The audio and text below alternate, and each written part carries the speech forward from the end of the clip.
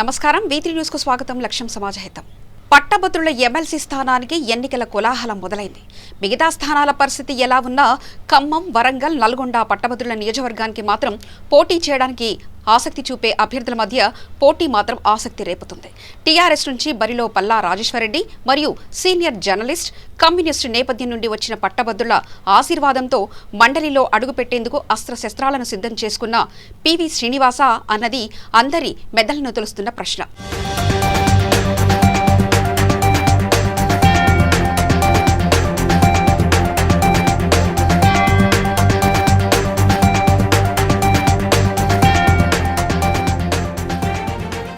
TRS నుంచి బరిలోకి ఎవరు, పల్లానా, పీవీనా?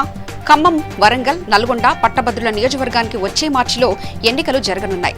ఎలక్షన్ కమిషనర్ ఇప్పటికే ఓటర్ నమోదు కార్యక్రమానికి సంబంధించిన షెడ్యూల్ను విడుదల చేసింది. దీంతో రాజకీయ పార్టీల హడావిడి ప్రారంభమైంది. నిజానికి పట్టభద్రుల నియోజకవర్గానికి జరిగే ఎన్నికకు రాజకీయ పార్టీలు దూరంగా ఉంటాయి. టీచర్లు, పట్టభద్రుల స్థానాలకు జరిగే ఎన్నికలకు రాజకీయ పార్టీలు దూరంగా ఉండడమే ఉత్తమం. ఎందుకంటే ఆ స్థానాల నుండి ఎన్నికైన వారు రాజకీయాలకు అతీతంగా ఉండాలి. అప్పుడే ఆ వర్గాలకు న్యాయం జరుగుతుంది.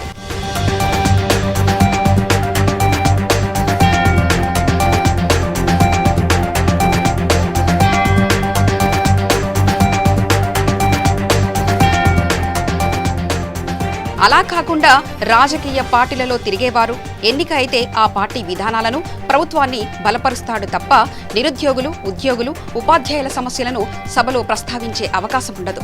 అందుకే న్యూట్రల్ గా ఉండేవారు ఎన్నిక కావాలి. అప్పుడే ఆ వర్గాలకు న్యాయం జరుగుతుంది.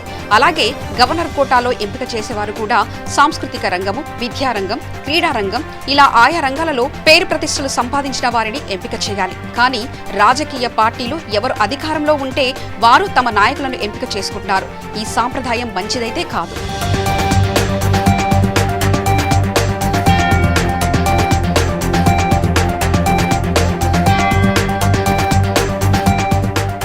ప్రస్తుతం జరగనున్న ఖమ్మం, వరంగల్, నల్గొండ పట్టభద్రుల స్థానానికి కోదండరాం, జర్నలిస్ట్ పివి శ్రీనివాసరావు, అలాగే సిట్టింగ్ ఎమ్మెల్సీ పల్లా రాజేశ్వరరెడ్డిలతో పాటు మరికొంతమంది ఆయా పార్టీలో నుంచి బరిలో దిగేందుకు ప్రయత్నాలు మొదలుపెట్టారు. పివి శ్రీనివాసరావు వామపక్ష రాజకీయ నేపథ్యం నుంచి వచ్చినవాడు. ఖమ్మం పట్టణం స్థాయి నుండి జిల్లా, రాష్ట్ర విద్యార్థి సంఘం నాయకుడిగా ఎదిగినవాడు. కష్టపడి పైకి వచ్చినవాడు. ఖమ్మం పట్టణంలో పేపర్ బాయ్గా పనిచేస్తూ సిద్ధారెడ్డి కాలేజీలో డిగ్రీ పూర్తి చేశాడు. వామపక్ష రాజకీయాలలో సుమారు 2 దశాబ్దాల పాటు పూర్తికాలం కార్యకర్తగా పనిచేసి బయటకు వచ్చాడు. ఆ తర్వాత జర్నలిస్టుగా జీవితం ప్రారంభించాడు. సిటీ కేబుల్, TV9లలో పనిచేసి ప్రస్తుతం టీ న్యూస్లో ఇన్పుట్ ఎడిటర్గా కొనసాగుతున్నాడు. తెలంగాణ ఉద్యమ సమయంలో జర్నలిస్టు నాయకుడిగా చురుకుగా పాల్గొన్నాడు. అన్ని రాజకీయ పార్టీలతో, నాయకులతో మంచి సంబంధాలు ఉన్నవాడు. ముఖ్యంగా టీఆర్ఎస్ పార్టీతో, అలాగే ముఖ్యమంత్రితో సన్నిహిత సంబంధాలు కలిగి ఉన్నాడు. పల్లాకు పోటీ చేయాలనే ఇంట్రెస్ట్ లేకపోవడంతో పివి తనకు అవకాశం కల్పించాలని అడుగుతున్నట్లు తెలుస్తుంది. ఇప్పటికే కేటీఆర్తో పాటు ఇతర నాయకులను, మంత్రులను కలిసి తన ఆలోచనలు పంచుకున్నట్లు సమాచారం. అందరూ పివి పట్ల పాజిటివ్గా ఉన్నారని తెలుస్తోంది. పల్లా గత ఎన్నికల్లో గెలిచిన తర్వాత ఎవరికి అందుబాటులో లేకుండా పోయారు. సీఎం కేసీఆర్తో పాటు ప్రగతి భవన్ కు పరిమితం అయ్యారనే విమర్శ ఉంది. అలాగే పల్లా నిర్వహిస్తున్న విద్యా సంస్థలకు ప్రైవేట్ యూనివర్సిటీ అనుమతి ఇస్తూ ప్రభుత్వం నిర్ణయం తీసుకోవడం మరిన్ని విమర్శలకు దారితీసింది. ఈ విమర్శలు ఇలా ఉంటే తాను సీఎం కేసీఆర్తో అత్యంత సన్నిహితంగా ఉంటూ ఎమ్మెల్యేలపై పెత్తనం చేస్తున్నాడని, జిల్లాలో తన మనుషుల ద్వారా గ్రూప్ రాజకీయాలను ప్రోత్సహిస్తున్నాడనే గుసగుసలు కూడా టీఆర్ఎస్ పార్టీలో వినపడుతున్నాయి. వీటన్నిటితో తాను నిలబడకపోవడమే మేలు అనే ఆలోచనలో పల్లా ఉన్నట్లు తెలుస్తుంది. అయితే కేటీఆర్ మాత్రం పల్లా అయితేనే కోదండరాంను ఢీకొట్టే సరైన అభ్యర్థి అవుతాడనే భావనతో ఉన్నట్లు సమాచారం. దీంతో కింది స్థాయిలో చర్చకు తెరలేపింది. పివి శ్రీనివాస్ సరైన అభ్యర్థా, పల్లా సరైన అభ్యర్థా, ఎవరి బలాలు బలహీనతలు ఏమిటి అనే చర్చ జోరుగా సాగుతుంది. పివి తెలంగాణ ఉద్యమ సమయంలో టీ న్యూస్లో పనిచేస్తూ ఉద్యమంలో చురుగ్గా పాల్గొనడంతో పాటు అందరితో మంచి సంబంధాలు కలిగి ఉండడం ఆయనకు కలిసి వచ్చే అంశం. ఇతర అనుకూల అంశాలు కూడా ఎక్కువగానే ఉన్నాయి. ప్రతికూల అవకాశాలు ఒకటో రెండో తప్ప పెద్దగా లేవు.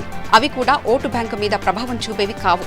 కానీ పల్లాకు ప్రతికూల అంశాలు ఎక్కువగా కనిపిస్తున్నాయి. పల్లా గెలిచిన తర్వాత అందుబాటులో ఉండడనే విమర్శతో పాటు విద్యతో వ్యాపారం చేసేవాడనే ఆరోపణ కూడా ఉంది. పోయినసారి గెలిచి ప్రైవేట్ యూనివర్సిటీ తెచ్చుకున్నాడు, ఈసారి గెలిస్తే మెడికల్ కాలేజ్ తెచ్చుకుంటాడు అంటూ బహిరంగంగానే మాట్లాడుకుంటున్నారు.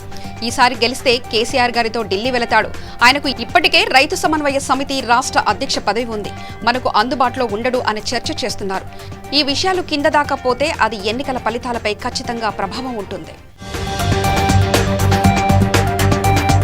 పల్లా సేవలను రైతు సమన్వయ సమితికి వాడుకోవాలని కేసీఆర్ యోచిస్తున్నట్లు తెలుస్తుంది. ఇప్పటికే ఆయన ఈ బాధ్యతలతో ఉన్నాడు.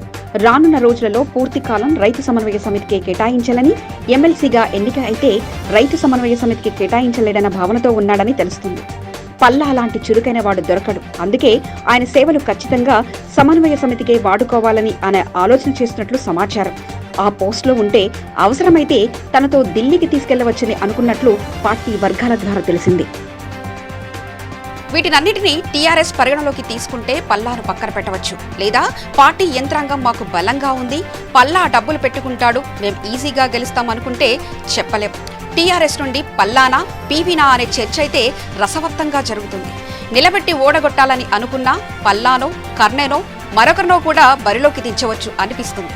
మరి టీఆర్ఎస్ స్ట్రాటజీ ఎలా ఉంటుందో చూడాలి. మరి ఇది ఇవాల్టి స్పెషల్ స్టోరీ. మరో స్టోరీతో మళ్ళీ కలుద్దాం.